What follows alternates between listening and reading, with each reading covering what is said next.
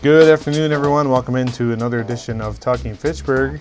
I am Andrew Bamlett. It is Tuesday, April 6th. It's the spring election day. Hopefully you are able to go out and vote today in your respected areas.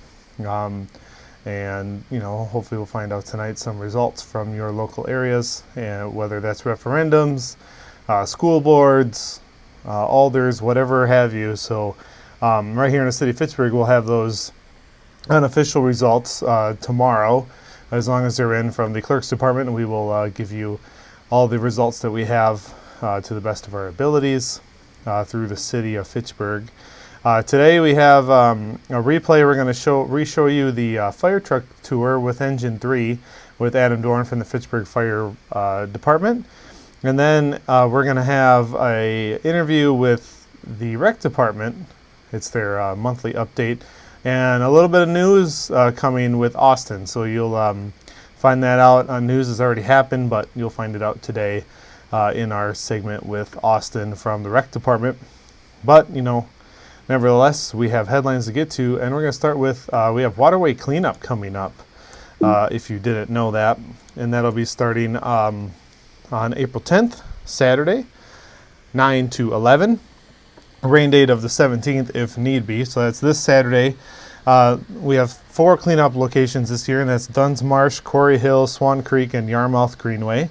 They will be practicing social distancing following Dane County Health's guidelines, and encourage participants to wear a mask during the event.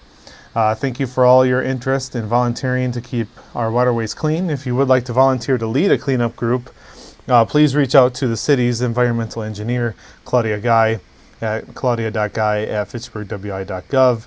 She would love to hear from you if you are interested in keeping up doing one of the cleanups and leading it. So that's what we have on that. Also, we have the city administrator position. We have 4 final candidates, and we have a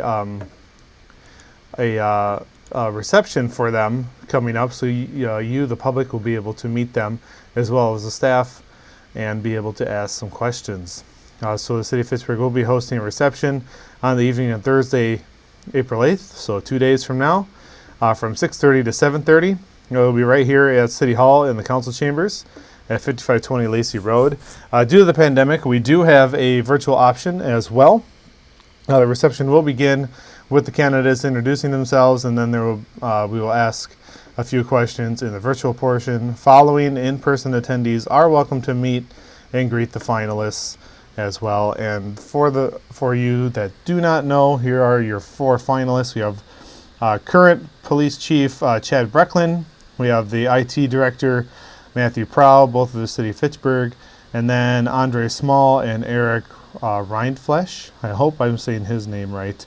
They will all be here on Thursday and be doing the reception on this Thursday, April 8th.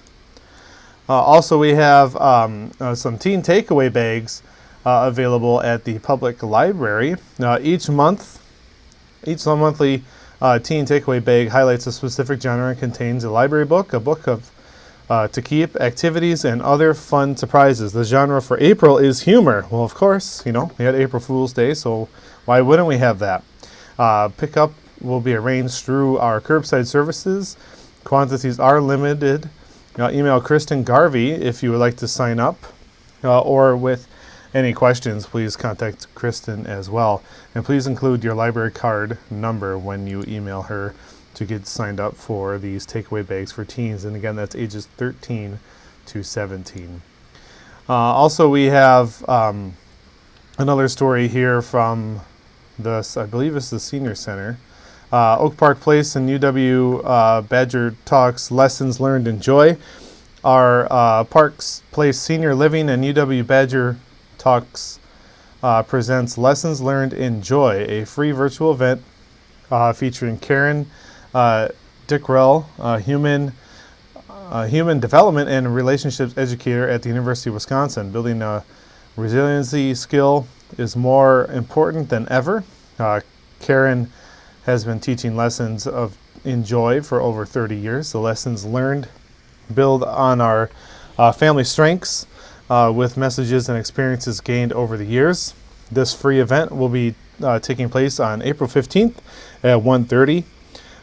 To RSVP, please email Lisa Ford by April 13th. Again, we will have the link to where you can find this story, so you can find where to email the people that need to be emailed, so you know what's going on. Last story here, we have a car seat trade-in. As our guests increasingly look for products and experiences that are good for them, our families, and the planet, we are making it easy to have a positive impact on the environment through trade-in programs. For the April 2021 car seat trade-in program, we'll be taking a number of steps in support of our team and guests with increased safety measures and operational changes, as we are committed to helping the families of the communities we serve. This will be Monday, April 5th through Saturday, April 17th. Car seats can be traded in at the Target store. Target will have drop-off boxes for guests' unwanted car seats located near guest services. All stores are participating in this program. So again, that's all Targets are in this program. So if you are interested, it started yesterday and runs through April 17th if you are interested in dropping off your unused car seats. That's a pretty good program, and keep them out of the landfills that we don't need them to go to. All right, that's going to do it for me and headlines. Up next, we're going to talk with Adam Dorn on Fitchburg fire engine number 3 and a little tour of what's on that truck. We'll take a quick break. You're watching Talking Fitchburg.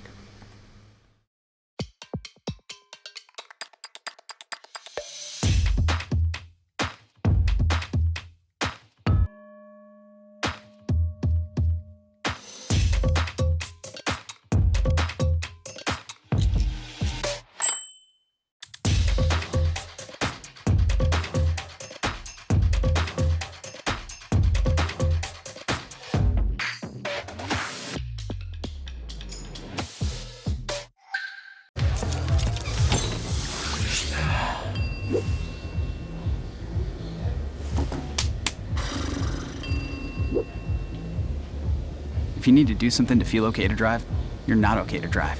Don't drive buzzed. Welcome back into Talking Fitchburg. Next, we're going to sit down and talk with Adam Dorn from the Fitchburg Fire Rescue about a fire engine tour with Engine 3. And without further ado, we'll get right to Adam and what's on this truck. We're standing in front of an engine company here in the city of Fitchburg. This is one of 3 engine companies that we have in service. An engine company is designed to carry water, hose, and personnel to get from the firehouse to the incident location, and its primary mission is to extinguish fires.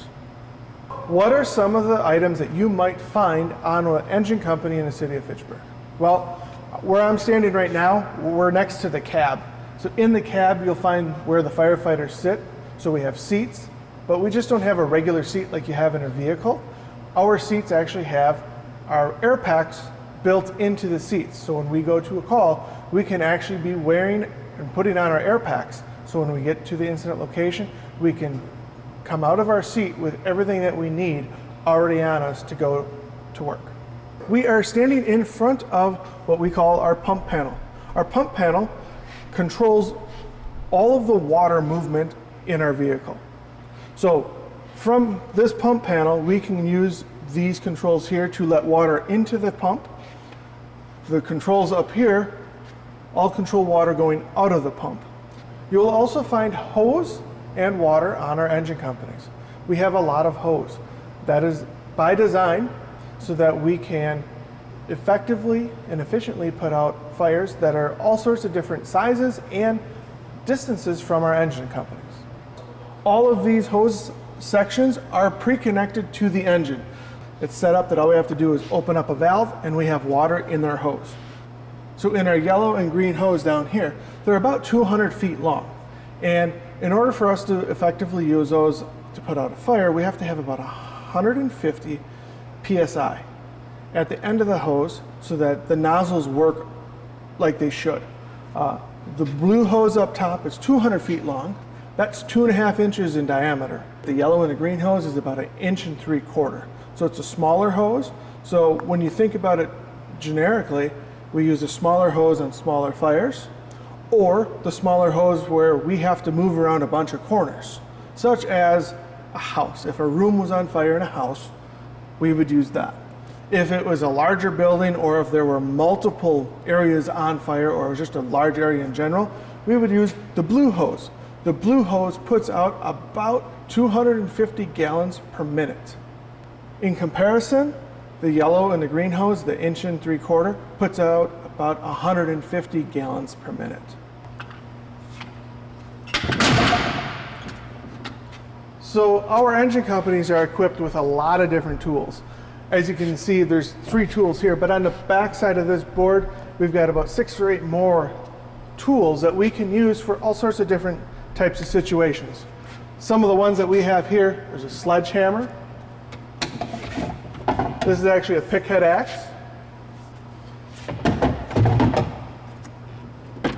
And up here we have what we call a closet hook. It's a 3-foot long pike pole that we can get into small areas with that. With all of these tools, we can use them to go through walls. We can pull walls apart. A lot of times the pike pole and the pickhead axe we use to find fire inside the walls.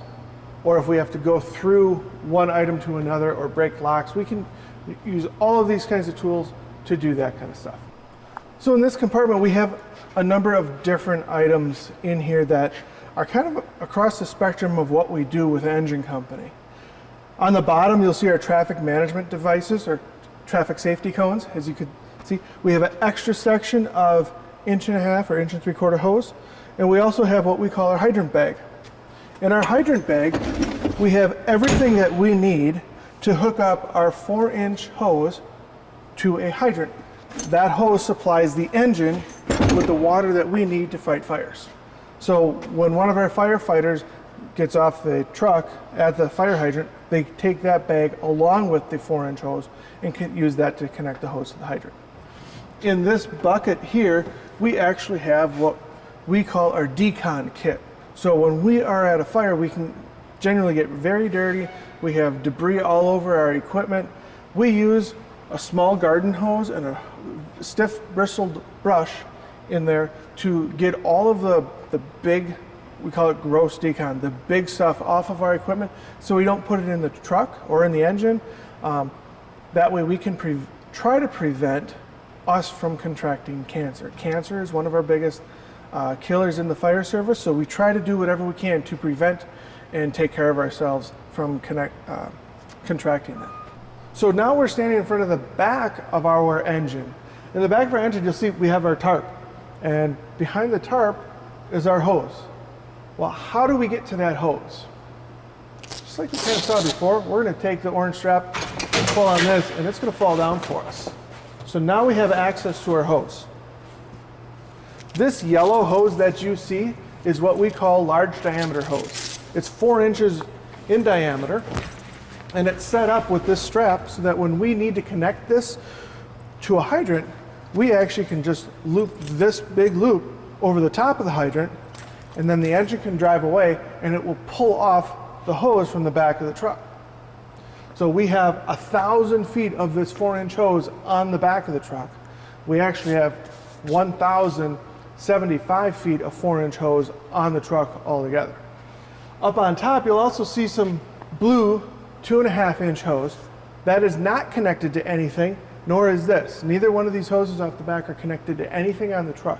So if we were to just drop it at a hydrant and drive away, after 1,000 feet, we could still be driving, but we wouldn't be doing ourselves any good. So we need to know how far the hydrant is away from where we need to end up. So on most fire engines, you will also see ladders. Ground ladders is what we call them. They're extension ladders.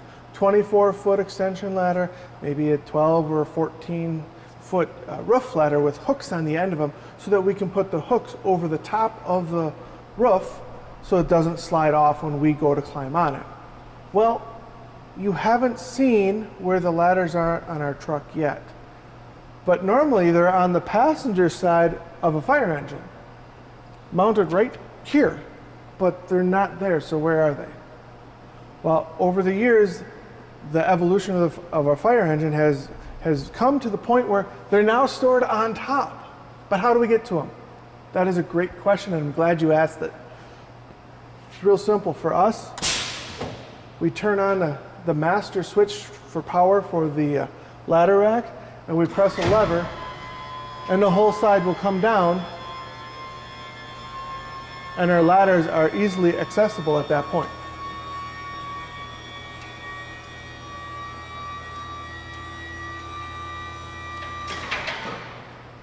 So in this compartment here, we have hose and cribbing.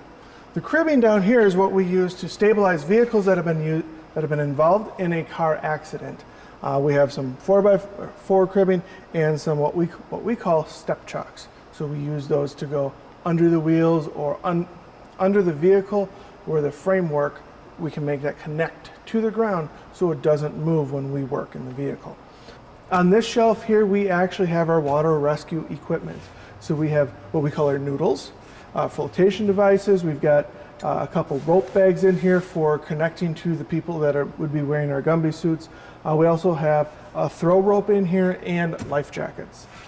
On the bottom, we have an electric positive pressure ventilation fan, and we also have a Class D fire extinguisher. In this area here, we have our combination Hurst tool. It is basically one aspect of the jaws of life. On top, we have what we call our strut bag. That has all of the attachments and webbing that we need to use our struts, which are located on the back side of the Hurst tool here. And then over here, we have another strut, a big grain shovel, and what we like to call our irons. The irons are basically two different tools when combined.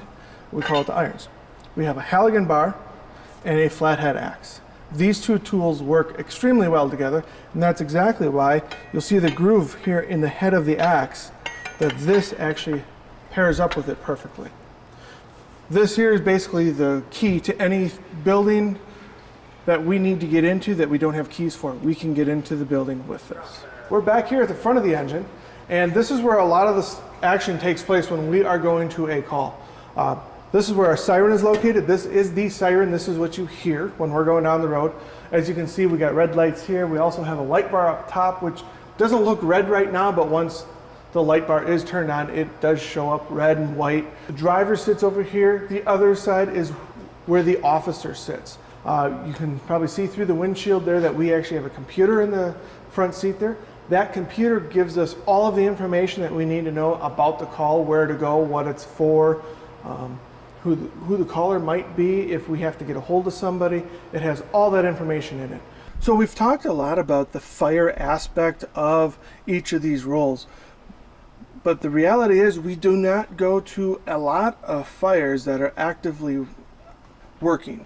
A lot of the calls that we go to are EMS calls or car accidents or fire alarms. And each of these positions also have a specific role in each one of those types of incidents.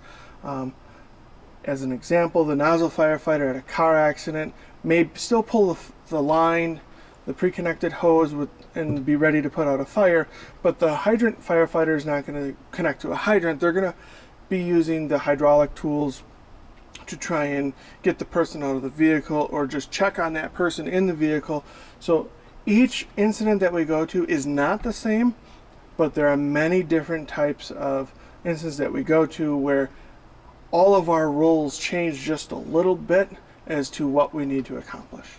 Normally on an engine, we have 4 people working on an engine company. Sometimes we might have 5 if we have someone that's going through training. They will ride along with us to get the experience, and we'll let them participate as part of the engine company. But normally it's 4 people, and in the city of Fitchburg we have 2 firehouses that are staffed 24 hours a day. We have 4 people at each firehouse, plus we have a OIC, or an officer in charge. So they are in charge of everything that happens in the city for that shift. Where they have it there, we're working on another interview as well with the ladder truck, so that should be coming as soon as we have that done as well. All right, we're going to take a quick break, and we're going to sit down with Austin next from the Fitchburg Recreation Department and get an update from them. You're watching Talking Fitchburg.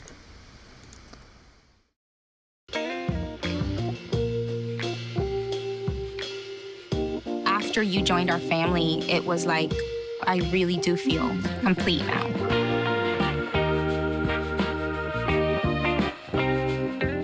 Our hearts are made stronger by how we treat others. Put her there. The light you share can impact those around you, but so can the darkness. Later, twerps. Did Pete saying mean things bother you? So when you reach out to another person, take a moment to consider how they will feel and let your heart be the key to making a difference. Because of you, someone's entire day, year, or even life can change. In every heart, there's hope.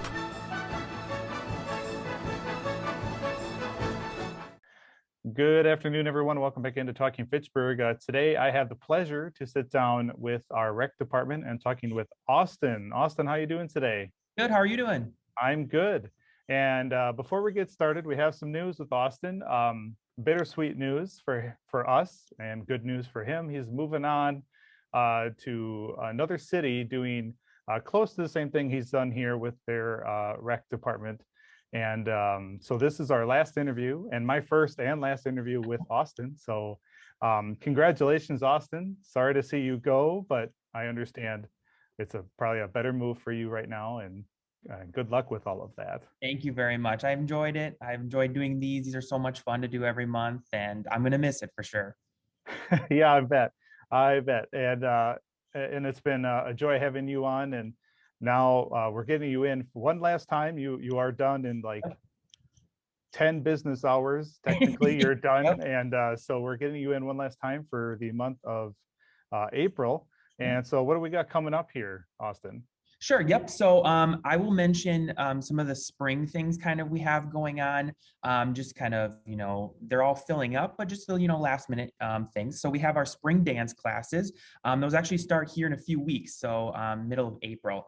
There are a lot of classes that are already filled or close to filling up. So if anybody wants to get into those classes, they need to make sure to get in there, ASAP. And then we also have our spring soccer program for ages 6 to 8, 9 to 12, and then also the 5 and below. Same kind of thing. The 6 to 9 age or 6 to 8 ages are actually very, very tight. So there's a few spots left, not so much with the older kids. So plenty of room there. Those actually go on during the week, Monday and Wednesdays. So there's plenty of room to sign up there. The only thing is the younger than 5, it's actually full right now. So we're only taking waitlist participants. So if you are able to sign up for the wait list, and then we'll get back to people as soon as possible. But there's no, guarantee at this point, since it's already full and it's coming up close. So that's kind of what our spring looks like. And then we can, move on to the summer program. So from popular demand, I've heard in the past is our archery program. We weren't able to do that last year, obviously, but we will have a certified instructor to go through the archery program. Just as before, we have our beginning program and our continuing program. So the beginner program is just for, people who have actually never even shot a bow or just need a quick refresher. And then also the continuing program, that's for a little bit more advanced, same type of structure. They're both going to be on Thursdays in the morning out at our Swan Creek tennis courts for ages 10 to 15. So that's a good to get into if you don't really know anything about archery. And then we can move on to our baseball programs, which we actually have coach pitch, machine pitch, and T-ball all offered. There's still plenty of spaces for everybody to get into those. So please sign up. I would just mention though, that there's also a late fee that you do not want to get. It's an extra $10 you can just avoid if you just do it before May. So that's always good to get in. Oh, same with the girls softball. That's the same late fee. So get everybody signed up as soon as possible for that. Mm-hmm. And Sounds then, awesome. Yeah. So then we can move on to our tennis program. That is during the summer. That'll start in June for the first session. And then the second session will actually be mid-July. Again, those classes are filling up quite fast. So join waitlist. We should be able to get everybody on in their classes as they want. But we just need a general idea of the class size numbers, as soon as we can. And then we also have our half-day camps and our Camp McKee camps. So you have the camps for the older kids, which is the half-day, and the younger kids, which is the Camp McKee. Again, like everything, those are filling up very fast. So if you need to get going now before, mid-April, end of May, before those are filled up and you have to pay a late fee. And then quickly, I can just mention, we have a ultimate camp through Madison Radical that if anyone wants to sign up, that's actually July 19th through July 23rd. So it's in the afternoon, so you can get into that. And then we do have our littler kid programs, which is the Pee Wee instructional baseball and softball, soccer, baseball and soccer. Those are able to go sign up now. And then our last big thing that we have is our flag football. That's not until fall, but we do have a deadline of registration of late July. So if you can get registered as soon as possible, please, so we can get numbers and we can get those to the other communities. But that's kind of the rundown of what we got. Wow, that's good programming as always here in Fitchburg during the summer. And you said there's a wait list. How, for those that may not know, how do you go about signing up for those wait lists? Sure. So all you have to do is go on to our website, which is just www.fitchburgwi.gov/recreation. And then you will actually see, a button on the page that says register here. All you have to do is either sign into an account. It's free to sign up. You can either sign into an account or make a new account. It's pretty simple. It takes about 5 minutes. And then you can just actually go and click on the program you're interested in. If you're able to, and there's openings, you should be able to enroll and pay right straight through that. But if you need to be put on a wait list, all you need to do is gives us some, general information, and you don't have to pay anything right up front. You just simply get put on a wait list, and then someone will contact you later if there's openings. And that's a first come, first serve type of wait list, I would assume. Yep, first come, first serve. And we try to get everybody in the wait list if possible. So make sure everyone's watching out for emails or phone calls or, anything like that to get them into the program from the wait list. We like to do that as soon as we can. So just, watch out for things like that. Awesome. Well, it sounds pretty easy to do. It sounds like a lot of good programs coming up here through the summer and into the fall, getting to football. But yeah, make sure you sign up early, folks, so you get into those slots. Yes, absolutely. Get in as soon as we can, especially for the football. It sounds a little early since it is in the fall, but we like to have everything set by the end of July so we can get that out to people as soon as possible. And then the same with the summer. The faster we fill them up, the faster we can get information out to people. So just in general, if you're interested in any of those coming up, please apply and register as soon as you can. Awesome. Well, thanks, Austin. I appreciate your time today with all the information and, of course, your time here at the city. And good luck on your new adventures. And we'll maybe see you down the road some point. And who knows, get some information from your new city just for fun. Yeah, thank you. I've enjoyed this. I enjoyed my time. I'm excited to watch the future of Talking Fitchburgs with Rec and keep up with everything. But thank you so much for having me, and everyone have a great day. Yes, thank you again, Austin, and good luck out there on your new adventures. Thank you. All right, we're going to take a quick break, and we'll be right back after a short break. You're watching Talking Fitchburg. Perfect. Oh man, there's so much to talk about.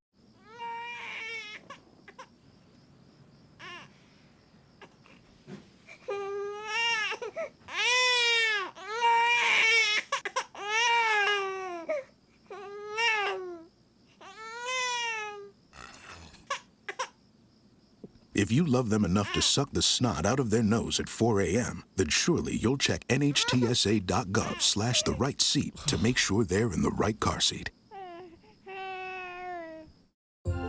Find good stuff at Goodwill and bring good home. I want to thank Austin for his time here at the city, and good luck on your new adventures. Until tomorrow, everyone, stay connected with Fact TV everywhere and have a safe night.